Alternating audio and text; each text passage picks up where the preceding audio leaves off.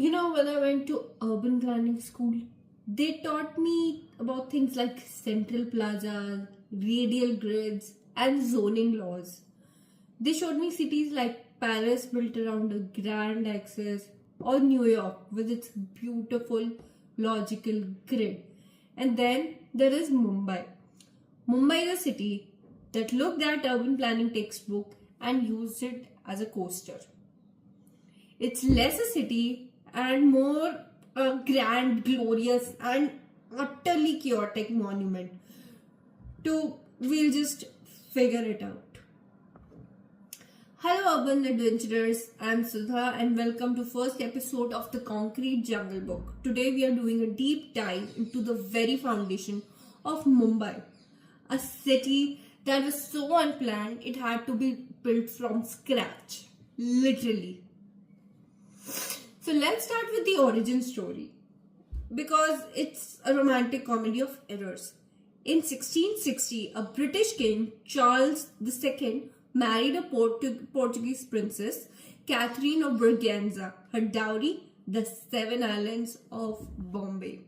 Now, a dowry is usually jewels or gold. King Charles got a handful of swampy, malaria-infested islands. I bet his first thought was, great, 7 islands. Which one is the return counter? The Portuguese named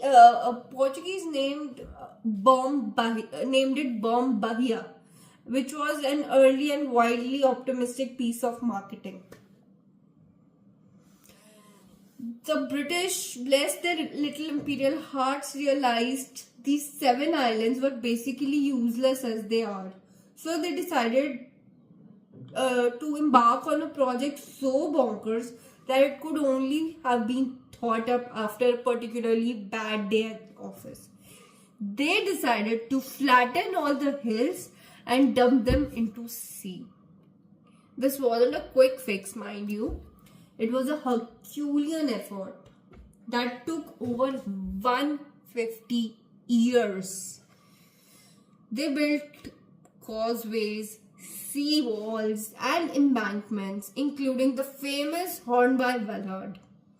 In a way, every piece of land in South Bombay is a love letter written by a frustrated British engineer to the sea. The city's current layout, the long skinny finger pointing to the south, that's the result of a massive land reclamation project. It's a city built on a single long form idea. So now let's talk nomenclature.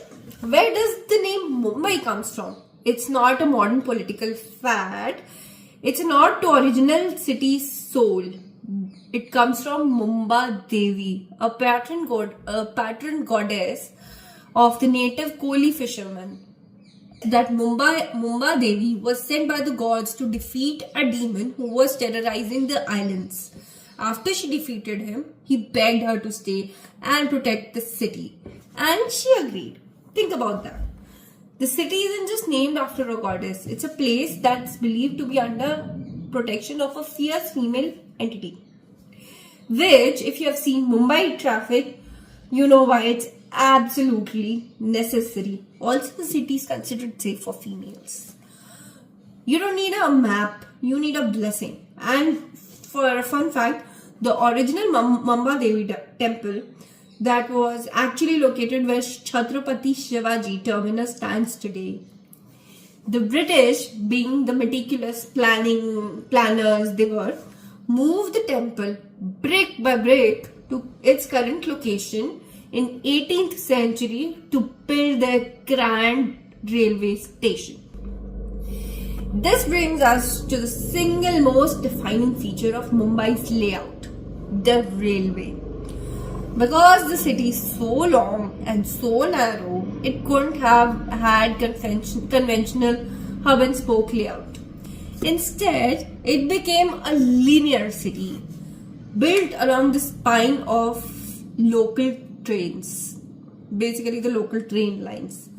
The Mumbai local isn't a mode of transport, it's city's circulatory system. Without it, the city would stop functioning. During this peak hours, these trains carry a super dense crush load of 14 to 16 people per square meter. It's a level of human compression that urban planners around the world study, not as a model to be studied, but as an existential puzzle. Like, how do people even survive that? The genius of this linear layout is that it created a highly efficient commute system. It allows people to live in affordable suburbs and work in the expensive southern part of the city. It's an unplanned solution to a problem that was never supposed to be this big. It's a city which is designed by a train line, which is like the modern transport planners call it the transit-oriented development. This unique layout has also given rise to some of the city's most iconic institutions, like Dhobi Ghat, which is like one of the world's largest open-air laundry system. It's perfect example of high density functionality. And of course, there's Vada Pav. It's not just food, it's a product of its urban design. A quick, portable, calorie-dense meal you can eat standing up, on the move, without a fork. It's designed for the Mumbai commuter who has no time to sit. And what about the contrast? Mumbai is a city of extreme dichotomies. Skyscrapers next to slums and old colonial bungalows next to high-rise modern buildings. And this isn't a design flaw. It's the city's entire identity. The city's original fort area, which was the British hub, is now home to a Bombay Stock Exchange, some of the most iconic buildings of our nation. The areas where once the lowest lying, swampiest part of the city was reclaimed and filled is now home to some of the most expensive real estate in the country. In a city where land is the ultimate luxury, every square foot has a story. Mumbai is a puzzle of layers.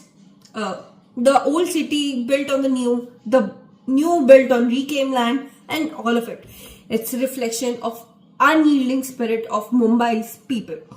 So next time someone calls Mumbai a concrete jungle, you can tell them that's only half the story. It's a jungle that was built on series of disconnected islands filled with hills and organized by a train.